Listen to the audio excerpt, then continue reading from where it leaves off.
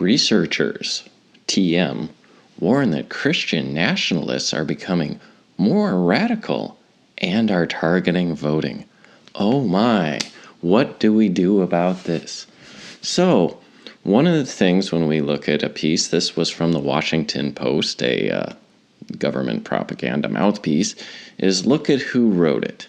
Michelle Boorstein, and a religion writer for the Washington Post. And one of the first questions I ask is, who wrote it and what else have they done? Well, let's go back in the Wayback Machine, January 20th, 2019, by who? Michelle Boorstein. Opposed to the dignity of the human person, Kentucky Catholic Diocese condemns the teens who taunted vet at March for Life. Oh yeah, she loves child sacrifice. And what we see is she is one of the many that perpetrated the Covington kid, the hoax surrounding the Native American man and that whole dog pile on. And well, the internet never forgets, Michelle. You can see Nick Salmon's lawyers seek retractions from 50 celebrities and media outlets. She is specifically named in this lawsuit. So that is the quality of journalist that we're dealing with here. And I want you to ask yourself this question the whole time. We know this is fake news. Of course, the people that don't listen to alternative media, this is exactly the sort of thing they need to hear. Unfortunately, they're very hard to reach. But anyway, we know this is fake news. The question isn't whether she's lying or not. The question is, why is this a topic of discussion? Why are they making this such a big deal? So, new research. God only knows what that means, right? 10 undergrad students at some university somewhere, who knows? New research linking Christian nationalism with a desire to limit voting. Okay, pure rhetoric. You want passports, medical passports, to go to a restaurant. I don't think showing a driver's license to vote is asking too much, and 70% of Americans agree with that. So you're already a radical minority, Michelle. People citing their faith as the reason they support trucker convoys that shut down the border. Oh, yeah, because seeing Trudeau turn himself into an authoritarian dictator shouldn't concern anyone. And the fact that Jesus' name appeared all over the place during the Jan 6, 2021 Capitol insurrection. Oh, that thing that Project Veritas just busted the New York Times editor saying that it was a nothing burger full of glowies. Let's talk about Ray Epps. Let's talk about the FBI agents that were in there that we know by name that were saying, go into the Capitol. What about that? Is that going to be some hard-hitting reporting? No, this is just the usual punching down, Christian bashing silliness that the left indulges in and has been indulging in for decades. So the Free Thought Caucus, which includes Rashida Tlaib, was launched in 2018 to, quote, protect the secular character of our government. Oh, the old separation of church and state. You know what's interesting about separation of church and state? It doesn't say that anywhere in America's founding documents, not the Constitution, not the Bill of Rights, nowhere. What it says is, Congress shall make no law respecting an establishment of religion or prohibiting the free exercise thereof. That doesn't mean separation of church and state. Congress shall make no law respecting an establishment of religion or prohibiting the free exercise thereof. That doesn't mean separation of church and state. That is a modern leftist interpretation, but that is not what the Constitution says. You can have the Golden Rule in a public school. You can have the 10 Commandments outside of a courtroom. These things are not in violation of the founding documents. So they're talking about this report that came out, looking into Jan 6, and people were citing Jesus and Christianity. And one of the authors, Andrew Seidel, of this report says, I look at what's happening now, the rhetoric leading up to the midterms. Oh, the midterms. And I'm more worried, not less. He told the Post before the Free Thought event, We have more brazen nationalism. The Republican Party saying that day was legitimate discourse. We are going to see something like this again. That day was stupid. It was a bunch of people that fell into a trap, and I feel sorry for them. But even the New York Times admits it wasn't what you say it is. So you can just see lie piled on top of lie. But this expert, Seidel, and of course other experts that aren't named or even qualified in any way, but she writes it anyway because she's a fraud. Seidel and other experts involved in the event said they fear Americans do not appreciate the role of white Christian nationalism in the insurrection, which didn't occur, and in the current anti-democratic efforts. Okay, we don't live in a democracy. It's a constitutional republic. Like, why? Why do you refer to it as a democracy? So that, you can see just more deception. Here's the reason why. And this is the big thing, is the infiltration. These folks are embedded in state legislatures. In the truck convoy, we haven't heard the last of them because it's an organization, and organizations have power.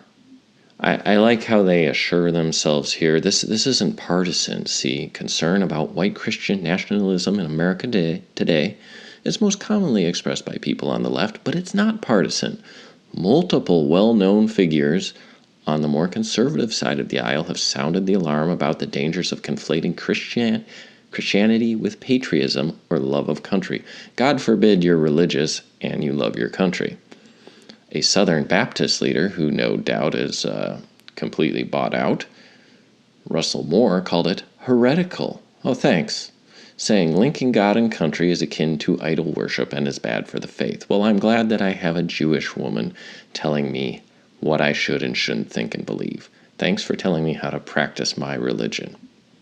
And of course, we have to go back 400 plus years in the past to discuss this issue of voter ID, which is basically what she's concerned about. Government discrimination against non-Protestants goes back to the earliest U.S. colonies in the 1600s, when Catholics were banned and Quakers were hanged. Are you seriously, look at the pure rhetorical flourish here. Hey, let's talk about how Islam was allowed to conquer Spain then, and was a Muslim caliphate for 750 years. I believe that was your tribe, Michelle, that let them in, which is why the Spanish Inquisition was formed. They weren't a bunch of hysterical Christians. They were like a secret service to root traitors from the tribe out so that they didn't get backstabbed again. Oh yeah, and if you want to know where that term stabbed in the back come from, you can Wikipedia that too. You want to do that? Do you want to play that game on who's backstabbed who more in history?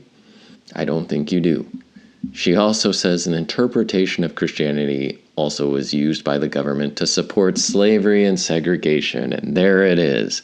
Everyone I disagree with is a monster, and I can trace it back to everything bad ever done. This is journalism. It's amazing. Now, here's something I think is worth emphasizing. Christian nationalists seek a parallel digital world to skirt the power of big tech. Oh, they don't like censorship and one overarching narrative that if it isn't agreed with completely, and then every time the goalposts are moved or they change what they're saying, that you turn on that dime and don't think about it twice.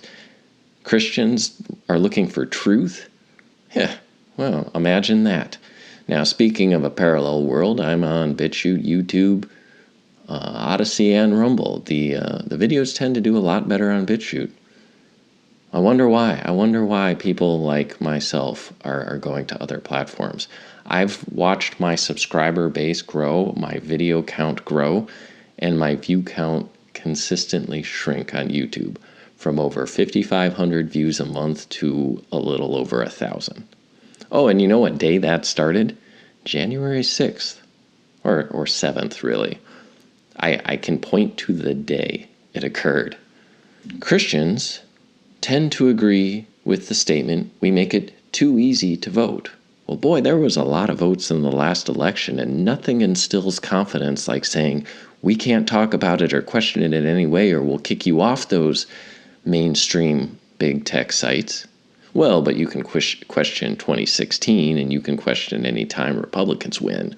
But this one election was just perfectly tight. And that's when we'll take away your ability to speak. They also agree with the statement, the best way to stop bad guys with guns is to have good guys with guns. Well, we tried defunding the police and sending out mental counselors, and now we've got smash and grab mobs. Hey, someone send a counselor their way.